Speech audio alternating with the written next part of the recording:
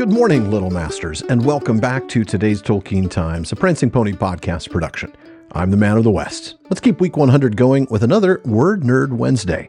Now, last series we looked at a whole lot of words from both Of Tuor and His Coming to Gondolin in Unfinished Tales, and the chapter of Meiglin from the Silmarillion.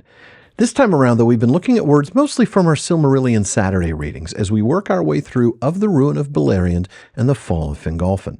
And today we continue, this time looking at the names of the rest of the 9 faithful men that fought alongside Barahir in Dorthonion. Confession time, folks. When I was road mapping this series, I thought, oh wow, 9 names. I'm going to have to move through them quickly, but it should be fun to look at these 9 brave men. Well, let's just see what we have here, shall we? Now, I went to eldamo.org pretty much right off the bat because I couldn't find any meanings except for one. And this is what I read for nearly all 9 guys. One of the 12 companions of Barahir. The language and meaning of his name is unclear. Yep, just about all of them, with some small variations and histories of the name through the earlier versions of the story. For example, Rathruin was once Radros, and Arthad was once Arthod. Dairuin had the same name in the early drafts, as did Ragnar, Urthel, and Gorlim. A couple of names give us a bit more detail, not much. Dagnir is the noun for slayer, just used as a name. We see that on Turin's memorial stone. Turin to Rambar, Dagnir Glaurunga, Glaurung's bane.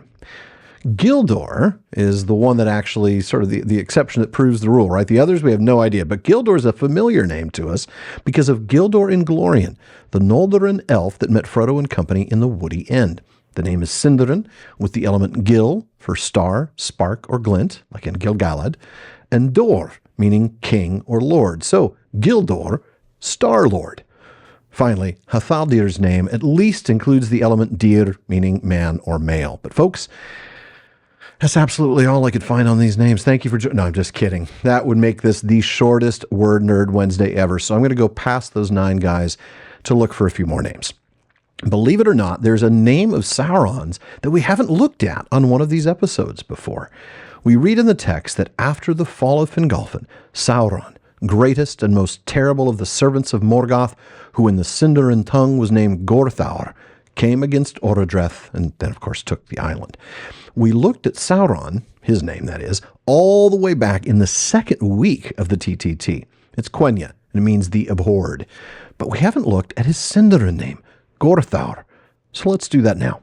Now, in the Silmarillion, it's actually glossed as the Cruel. But in the Silmarillion appendix, Christopher explains that it is a combination of Gor, meaning horror, and Thaur, abominable.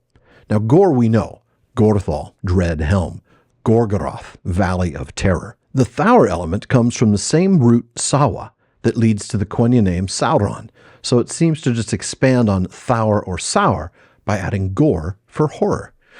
But eldamo.org has more to say on this, pointing to a name you all might have heard, Thu, a derivative of the root thou, meaning stink, by the way. That name, Thu, appeared in the Lays of Beleriand in the 1920s. That was extended to Gorthu in a late revision and in early Silmarillion drafts. Gorthu became Gorthaur in the 50s and 60s revisions to the Silmarillion that are found in the War of the Jewels.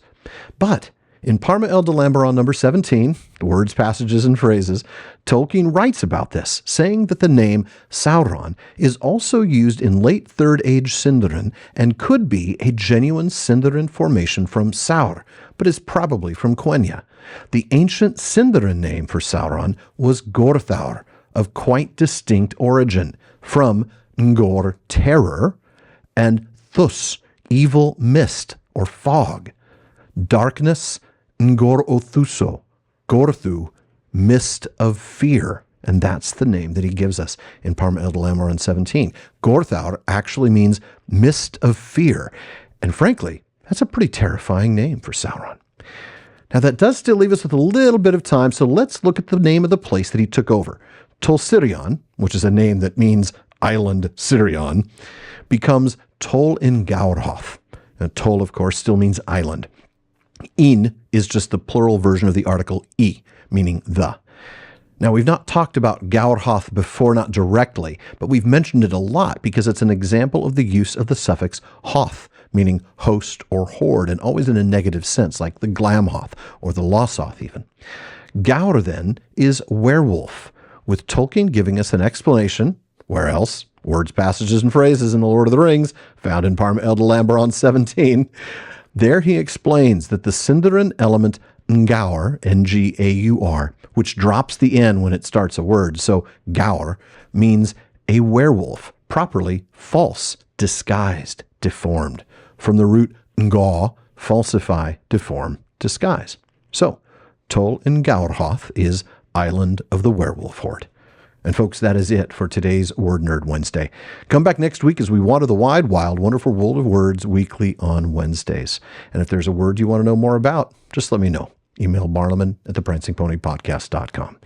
Please visit patreon.com/TolkienTimes to learn how you can support the show, get an ad-free feed, monthly hangout with me, bonus weekly episode, and more. And then join me again tomorrow on today's Tolkien Times for Third Age Thursday as we continue our look at the men of darkness in the Third Age. Subscribe to the TTT in your podcast apps or to the PPP channel on YouTube, where the full catalog of the show has now been uploaded for you to enjoy. And be sure you're following @PrancingPonyPod on social media. Finally, as Faramir says, go with the goodwill of all good men.